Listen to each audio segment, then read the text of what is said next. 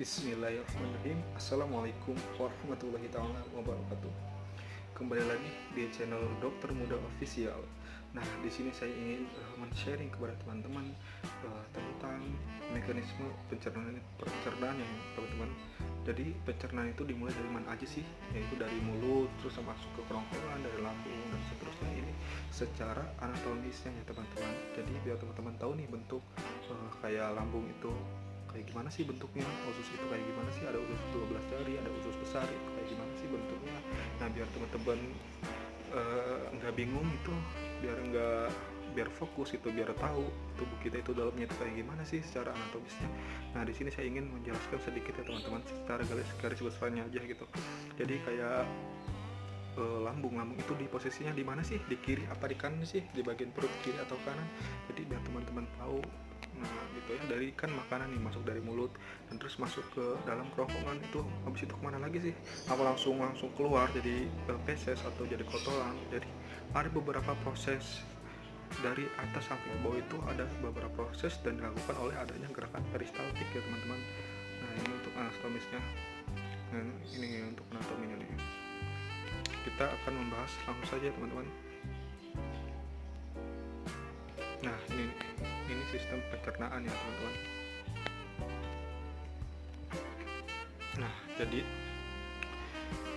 Nah, dalam bekerja, sistem pencernaan itu menggunakan dua metode ya teman-teman. Pertama itu ada metode kimiawi dan yang kedua ini metode mekanik. Nah, jadi gitu. Nah, kimiawi berarti melibatkan senyawa-senyawa kimia seperti enzim. Nah, fungsi dari enzim ini adalah mempercepat laju reaksi kimia yang terjadi, atau dalam bahasa kedokterannya itu biokatalisator ya teman-teman, biokatalisator. Nah, sedangkan untuk proses mekanik melibatkan organ-organ yang bekerja secara fisik seperti gigi dan esofagus misalnya.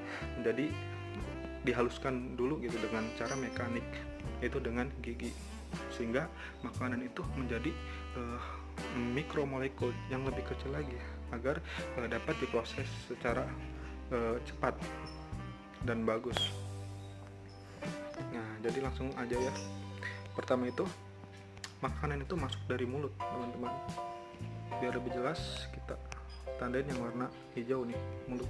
Makanan masuk dari mulut, di sini ada gigi. Nah, di sini ada faktor yang namanya mekanik ya teman-teman, yaitu jadi makanan umpamanya nih nasi masuk ke dalam mulut, lalu dipecahkan lebih lembut lagi menjadi mikro yang lebih kecil-kecil lagi, sehingga makanan masuk ke dalam kerongkongan ya teman-teman. Di sini ada faring, terus di sini juga ada kerongkongan. Nah, ini untuk anatomisnya. Nah, ini kerongkongan itu di sini teman-teman, yang warna hijau nih nanti. Nah, ini teman-teman, biar lebih jelas dan saya akan hilangin dulu yang garis sternumnya. Ini sternum, di sini ada juga tengkorak. Nah, ini hati teman-teman ya. Kita hilangin dulu biar lebih fokus lagi. Nah, jadi ini namanya esofagus ya teman-teman. Nah, ini tulang vertebra. Ini tulang vertebra, tulang punggung belakang nih, punggung. Nah, di sini esofagus.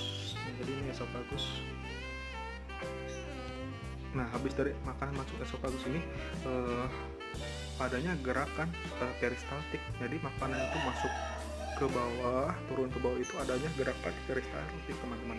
Jadi gerakannya itu untuk mendorong ke bawah. Jadi kalau ada gerakan peristaltik rusak itu akan bahaya teman-teman. Jadi ada gerakan peristaltik, langsung setelah itu makanan masuk ke lambung. Nah, masuk ke lambung. Nah, ini lambung. Ternyata lambung itu di sebelah kiri ya teman-teman. Ini di bagian anterior atau bagian depan, untuk biar nggak pusing nih bagian ininya. Nah, kayak gini nih. Ini bagian posterior. Ini tulang belakang. Nah, ini lambung. Ini di kiri. Kita balik lagi di bagian anterior ya teman-teman. Ini bisa kita lihat. Nah, di sini ada lambung. Nah, habis ada lambung, setelah lambung itu ada lagi nih masuk ke duodenum ya teman-teman. Duodenum. Tuh, di sini duodenum. Ini di bagian posterior. Nah, di lambung juga makanan itu sekitar ditampung sekitar 3-4 jam ya teman-teman. juga di sini juga ada yang namanya lambung itu menghasilkan HCl ya, asam klorida. Nah, itu sangat asam sifatnya yang berfungsi untuk membunuh mikroorganisme yang masuk bersama makanan ya teman-teman. Jadi makanan yang umpamanya takutnya kan ada bakteri masuk, nah masuk ke dalam tubuh itu secara otomatis di sini ada yang namanya asam klorida ya, HCl. Jadi otomatis untuk membunuh si mikroorganisme tersebut atau membunuh si kuman tersebut ya teman-teman. Nah, yaitu adanya di lambung. Sini lambung. Nah, langsung masuk ke duodenum. Nah, duodenum ini yaitu kalau bahasa ininya usus 12 jari ya, teman-teman. Usus 12 jari. Namanya itu duodenum. Lanjut lagi, habis duodenum masuk ke jejunum, yaitu usus kosong. Nah, ini sini ada usus kosong, sebagian besar proses penyerapan terjadi dalam jejunum. Nah, di sini ya, teman-teman. Habis dari jejunum, makanan lalu diproses lagi masuk ke bagian ileum. Nah, ileum ini usus penyerapan menjadi bagian ketiga dalam usus halus. Nah, merentang dari jejunum hingga katup ileosakral selain berfungsi menyerap nutrisi makanan yang belum diserap oleh jejunum, ileum juga berperan dalam mengatur katup ileosakral agar sisa penyerapan itu yang dialirkan ke usus besarnya itu tidak kembali lagi ke usus halus. Nah, di sini ya, di ileum. Nah, habis di ileum ini langsung masuk ke usus besar. Nah, usus besar ini dibagi menjadi beberapa nih, ada yang namanya cecum, ascending colon, transverse colon, terus ada descending colon, terus ada sigmoid colon. Nah, ini untuk usus besarnya. Nah, di bagian ini juga cecum juga di sini bisa dilihat ya teman-teman, ada usus, kalau bahasa ininya usus buntu ya teman-teman. Kalau bahasa kedokterannya itu namanya vermiform appendix ya teman-teman. Jadi ususnya tuh buntu ya teman-teman, makanya dibilang usus buntu. Nah, jadi ini nggak ada saluran lagi gitu, tuh nggak ada saluran lagi. Kalau yang lain kan masih bisa nyambung, kalau ini nggak ada saluran lagi. Nah, ini sering terjadi juga nih, mengalami peradangan, disebut juga namanya appendicitis. Namanya appendicitis, peradangan pada appendix. Biasanya itu dilakukan operasi mungkin. Nah, akibat bisa dilakukan operasi. Nah, itu penyebabnya itu apa aja sih? Yang pertama itu bisa juga karena adanya bakteri juga bisa, juga karena yang kedua karena adanya kayak tinja mengeras juga bisa terjadi, atau juga feses ya, dalam bahasa kedokterannya feses. Bisa juga terjadinya tumor, pembekakan, sehingga harus dilakukan operasi. Mungkin nanti akan dibahas di video selanjutnya, insyaallah. Selanjutnya, habis dari usus besar, makanan itu langsung diproses lagi nih. Sisa-sisa makanan itu yang nggak dibutuhkan oleh tubuh, maka kayak ampas-ampasnya itu akan dibuang ya, lalu masuk. Nah, akan menjadi feses nih, lalu masuk ke bagian rektum. Nah, rektum ini tempat penampungan ya teman-teman, penampungan si feses atau penampungan dari si tinja tersebut. Nah, di sini ada namanya koksai. Ini vertebrae ya teman-teman. Ini lumbal, vertebrae lumbal. Ini ilium. Ini bokong ya, bokong bagian kiri. Sinistra ini dextra bagian kanan. Kita hilangin dulu biar lebih jelas. Nah, ini teman-teman, ischium. Nah, di sini namanya koksai teman-teman.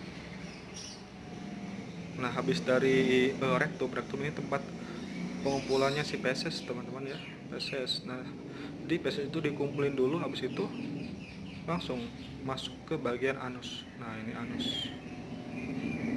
Nah, mungkin itu aja sih teman-teman untuk sistem pencernaan secara garis besarnya aja ya, hanya perjalanannya aja, belum ke bagian mekanis. Jadi bagian proses-prosesnya ini hanya sebagai gambaran aja lah, sedikit ya teman-teman, biar teman-teman tahu, ada gambaran bahwa di dalam tubuh itu seperti ini. Terus kayak stomach, lambung itu di bagian kiri, terus ada usus besar, usus kecil. Di sini juga ada yang namanya appendix teman-teman, jadi gitu. Nah, terus di sistem pencernaan juga ada beberapa penyakit teman-teman ya, kayak di bagian esofagus, terus kayak di lambung itu ada beberapa penyakit, kayak di kolon. Mungkin nanti akan dibahas di video selanjutnya teman-teman, biar lebih ini lagi, biar enggak terlalu ribet. Jadi itu aja teman-teman, kurang lebihnya kami mohon maaf. Saya mohon maaf ya teman-teman bila ada kata-kata yang salah. Di sini saya hanya ingin men-sharing sedikit pengetahuan kepada teman-teman secara garis besarnya saja.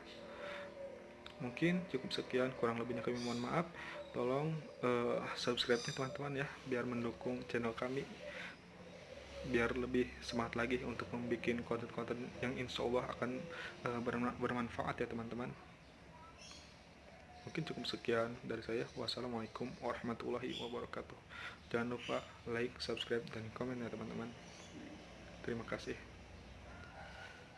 See you.